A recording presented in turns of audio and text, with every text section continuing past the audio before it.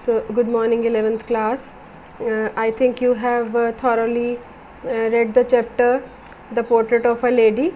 So, I am here to discuss some question answers with you, including the summary of the chapter. जो ये lesson है the portrait of a lady, आपकी book में first lesson है जिसके writer Khushwant Singh हैं. तो इन दिस लेसन आप पाएंगे, इसको पढ़ेंगे तो, कि जो खुशवंत सिंह हैं वो अपनी दादी के साथ गांव में रहते थे बचपन में, and his parents were living in some city at that time.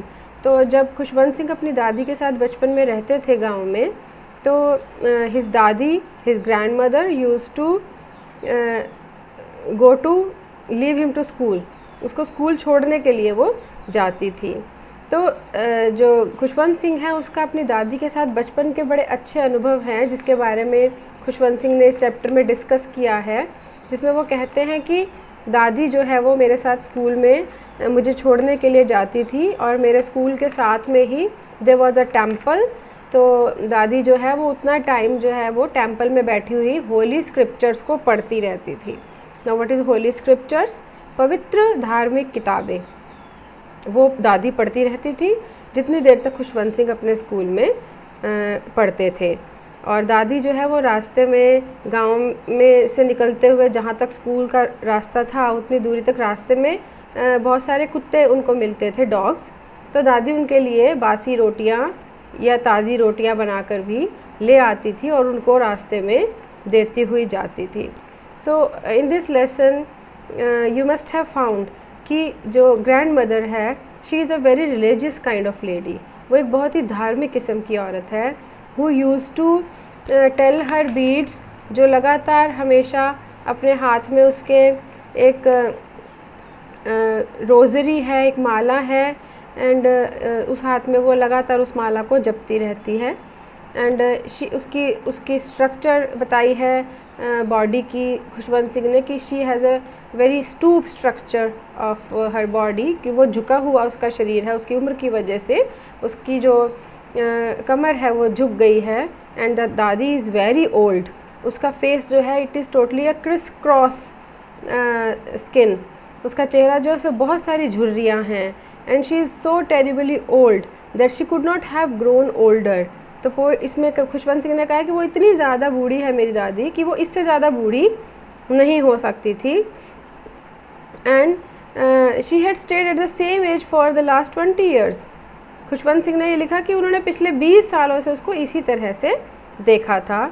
She could never have been pretty but she was always beautiful. वो कह रहा है कि उसने उसे इतना बूढ़ा देखा था कि उसमें उसको कोई बदलाव 20 सालों में नज़र नहीं आया था. And she hovered about the house in spotless white with one hand rosary on her waist to balance her stoop and the other telling the beads of her rosary. तो वो ये भी कहा है खुशवंत सिंह ने कि वो घर में अपने छोटे छोटे कदमों से चलती रहती थी इधर से उधर, अपनी स्पॉटलेस वाइट साड़ी में, बिल्कुल उसकी दूधिया सफ़ेद बिना किसी दाग वाली साड़ी होती थी. और उसका एक हाथ उसकी कमर पर होता था, झुकी हुई कमर होती थी, और उसके दूसरे हाथ में एक मनकों की माला होती थी जिसे वो सारा दिन जपती रहती थी, और वो अपने जो भजन है वो बुदबुदाती रहती थी. हर सिल्वर लॉक्स वर स्कैटर्ड अनटाइडली ओवर हर पेल पकड़ फेस. उसके जो चांदी जैसे बाल थे, तो वो उसके जो चांदी जैसे बाल उसके चेहरे पर जो गिरते थे. कैसा चेहरा है? पेल पकड़ फेस, पका हुआ पीला झुर्रीदार चेहरा उसका था, जिस पर कि उसकी चांदी जैसे जुल्फ़ें जो हैं वो बालों की पड़ी रहती थी. And her lips constantly moved in inaudible prayers. और दादी के जो होठ हैं वो लगातार ना सुनाई देने वाली प्रार्थनाओं में बुदबुदाते रहते थे, चलते रहते थे. मतलब आप पता नहीं कर पाते थे कि दादी बोल क्या रही है, लेकिन लगातार वो बुदबुदाती रहती थी प्रार्थनाएं. Yes, she was beautiful. She was like the winter landscape in the mountains. वो कह रहे हैं कि हाँ मेरी दादी सुंदर थी, जैसे कि सर्दियों की पहाड़ों में जो सर्दी का समय होता है उसमें जिस तरह से बर्फ़ बिछी हुई होती है तो वह जैसे बहुत सुंदर दिखती है, इस तरह से मेरी दादी भी बहुत सुंदर दिखाई मुझे देती थी. और दादी और खुशवंत सिंह का बहुत ही गहरा रिलेशनशिप बचपन में इस लेसन में डिस्क्राइब किया गया है, जो मैंने आपको बताया ही था कि दादी जो है वो खुशवंत सिंह को स्कूल छोड़ने जाती थी और रास्ते में कुत्तों को रोटी देती हुई जाती थी और वहीं पर बैठी रहती थी। स्कूल के साथ में जो टेम्पल था वहाँ पर वो होली स्क्रिप्चर्स को she used to read those holy scriptures. तो लेटर ऑन एक टर्निंग पॉइंट आया खुशवंत सिंह और दादी के रिलेशनशिप में। वो क्या था कि letter on Khushwant Singh and his दादी, his grandmother, went to city, जहाँ पर उनके पेरेंट्स रहते थे खुशवंत सिंह के, वहाँ पर उनको जाना पड़ा। तो अब वहाँ पर जो है खुशवंत सिंह को सिटी के स्कूल में डाल दिया गया। तो अब क्या हुआ कि अब ना दादी no more could go to leave him to school, अब वो उसे स्कूल छोड़ने के लिए नहीं जा सकती थी। तो अब क्या हुआ कि वो बस में जाने लगा, स्कूल की बस में जाने लगा और उसके पेरेंट्स से अब वहाँ पर तो उसकी डिपेंडेंसी थोड़ी सी अपने पेरेंट्स पर भी हो गई अब खुशवंत सिंह की। तो दादी थोड़ी अकेली पड़ गई, वरना गांव में तो दादी को खुशवंत सिंह का सहारा था और खुशवंत सिंह को दादी का। लेकिन शहर में आने के बाद खुशवंत सिंह की पढ़ाई अंग्रेज़ी मीडियम की हो गई, इंग्लिश मीडियम की हो गई, जहाँ पर कि उसे म्यूज़िक सिखाया जाता था, साइंस पढ़ाई जाती थी। दोनों ही चीज़ें दादी को बिल्कुल पसंद नहीं थी और दादी grandmother use to think, वो ऐसा सोचती थी कि म्यूज़िक जो है it is not meant for good people, अच्छे लोगों के लिए संगीत नहीं बना है। तो शी डिडंट लाइक इट, उसे बिल्कुल पसंद नहीं था खुशवंत सिंह का संगीत की शिक्षा ग्रहण करना।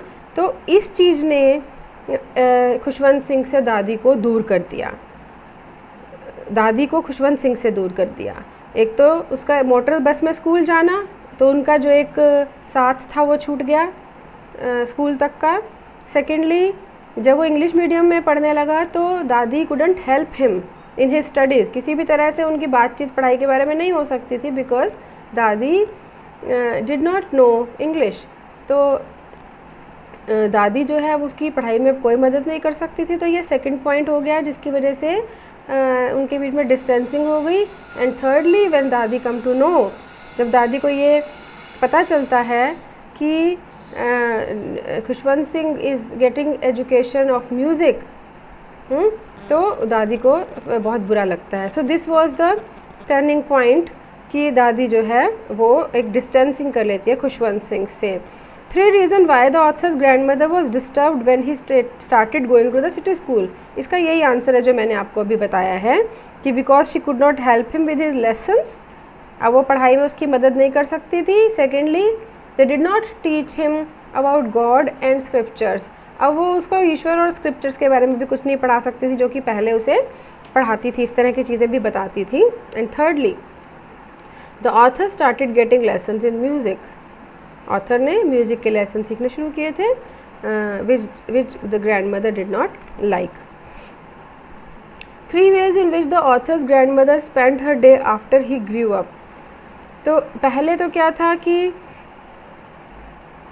ये सवाल है कि तीन तरीके बताइए किस तरह से लेखक की जो दादी है वो अपना दिन कैसे बिताती थी, किस तरह से उसका दिनचर्या क्या होती थी दादी की। It is also very important question. Answer is she spend most of her time, वो अपना ज़्यादातर समय बिताती थी एट द स्पिनिंग व्हील। अब स्पिनिंग व्हील क्या होता है? चरखा, ठीक है, पुराने लोग चरखा चलाते थे, गांधी जी ने भी इसकी प्रेरणा, गांधी जी भी रहे हैं। तो she spend most of her time at the spinning wheel, वो अपना दिन का ज़्यादातर समय स्पिनिंग व्हील पर बिताती थी। शी रिसाइटेड स्क्रिप्चर्स, वो धार्मिक ग्रंथों को पढ़ती थी। In the afternoon she fed sparrows. तो आपको मैंने बताया था कि जब तक वो गांव में थे तब तक वो कुत्तों को, डॉग्स को रोटी देती थी। अब जब लेखक बड़ा हो रहा है and the grandmother and the writer both are living in the city, दोनों ही जब शहर में रह रहे हैं, उस समय दादी का जो रूटीन है दैट वॉज चेंज्ड, वो बदल गया था। तो अब दादी ने क्या करना है सारा दिन? वो क्या करती रहती थी? चरखा चलाती थी, अपनी प्रेयर्स बुदबुदाती रहती थी और आफ्टरनून में, दोपहर के बाद, वो चिड़ियों को खाना देती थी। She fed sparrows. अब वो डॉग्स को, वहाँ पर डॉग्स नहीं मिलते थे उसको, तो शी स्टार्टेड फीडिंग स्पैरोज। तो वो चिड़ियों के लिए रोटी छोटे छोटे टुकड़े वहाँ तोड़ के रखती थी। तो धीरे धीरे चिड़ियों से दादी की दोस्ती हो गई और बहुत सारी चिड़ियाँ उनसे दाना खाने के लिए आने लगी थी। The odd way in which the author's grandmother behave just before she died. वो कौन सा अजीब तरीका था जब लेखक की दादी ने कौन से अजीब तरीके से बिहेव किया था मरने से ठीक पहले। तो हमने इस लेसन में पढ़ा था कि दादी जो है वो कभी भी ज़्यादा बात नहीं करती थी किसी से, अपनी प्रेयर्स करती रहती थी, ठीक है। और फिर उसके बाद वो लोग शहर में आ गए, वहाँ पर भी ऐसा ही रहा। लेटर ऑन जब ऑथर जो है वो बड़े हो गए और वो विदेश में गए, तो वो दादी भी उससे छोड़ने के लिए गई थी स्टेशन पर, और दादी ने उसको माथे पर चूमा था। तो जो ऑथर है उन्हें फील हुआ था कि ये दादी का जो माथे पर चूमना है उसका मॉइस्ट लेखक ने फील किया था। और उस दिन लेखक को लगा था कि शायद जब मैं आऊँ तो शायद मुझे दादी ना भी मिले, because she was too much old. लेकिन जब वो आए तो उन्हें दादी वहीं मिली, ठीक है, शी वॉज अलाइव, उस समय भी वो जीवित थी। तो लेकिन जब राइटर अब वापस आए विदेश से, तो उस दिन दादी बहुत खुश थी, उस दिन वो बहुत खुश थी। And she behaved very strangely on that day. कैसे उसने स्ट्रेंजली बिहेव किया कि उन्होंने क्या किया कि वो किसी से ढोलक ले आई मांग कर, और उसने औरतों को इकट्ठा कर लिया और उन्होंने बहुत देर तक ढोलक बजाई, और जैसे कोई वॉरियर योद्धा किसी युद्ध के मैदान से लौट के आता है तो उसके लिए गीत गाए जाते हैं, उस तरह से उसने, दादी ने भी और सब ने मिलकर इस तरह के गीत गाए। उसका इनिशिएटिव दादी का ही था, दादी ने इस तरह के गीत गवाए सबसे। तो ये दादी ने खूब ढोलक बजाई। तो ये सब के लिए बहुत ही अजीब था कि वही दादी जो बात ही नहीं करती थी किसी से, वो कितना ज़्यादा खुशी के साथ ये सब कर रही थी। तो ए change came over her before she died. मरने से ठीक पहले उसके अंदर ये बदलाव आया था। She did not pray.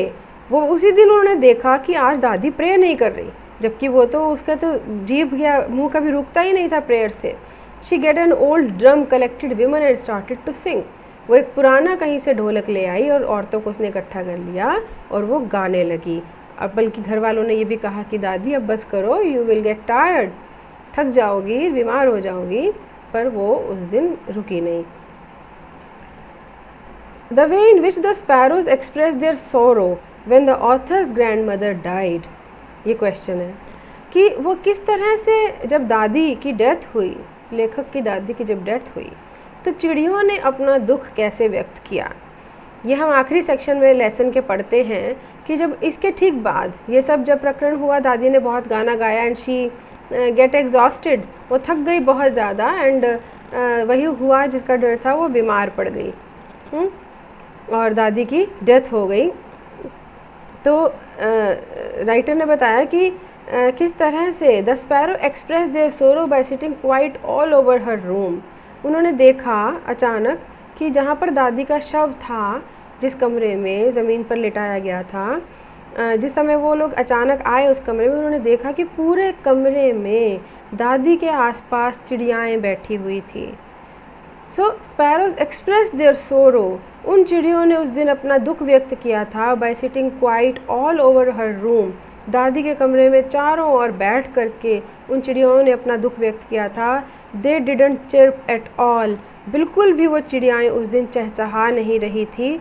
They ignored the crumbs of bread and quietly flew away. उन्होंने, जब ऑथर के फैमिली वालों ने उनके लिए ब्रेड क्रम्स, टुकड़े जो रोटी के थे, वो फेंके, तो उनमें से किसी ने भी वो नहीं खाए। And they quietly flew away, और चुपचाप वो वहाँ से उड़ गई। After her body was carried away for cremation. जिस समय दादी के शरीर को अंत्येष्टि के लिए उठाया गया, तो चिड़ियाएँ भी चुपचाप वहाँ से उड़ करके चली गई। तो इसमें एक क्वेश्चन और बनता है कि the author's grandmother was a religious lady. What are the different ways in which we come to know this.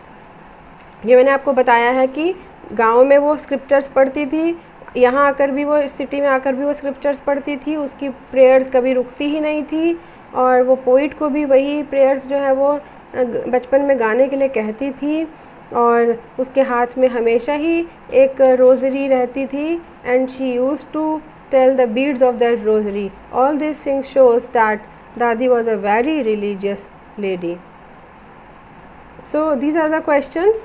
ये आप क्वेश्चन आंसर्स याद भी करेंगे, लिखेंगे भी, ताकि जब हम लोग मिलें तो हम लोग इनसे आगे चले लेसन से। तो आप लोग साथ साथ जो लेसन आपके कवर हो रहे हैं, साथ साथ उन्हें लिखते हुए उन्हें याद भी करते रहें। ओके।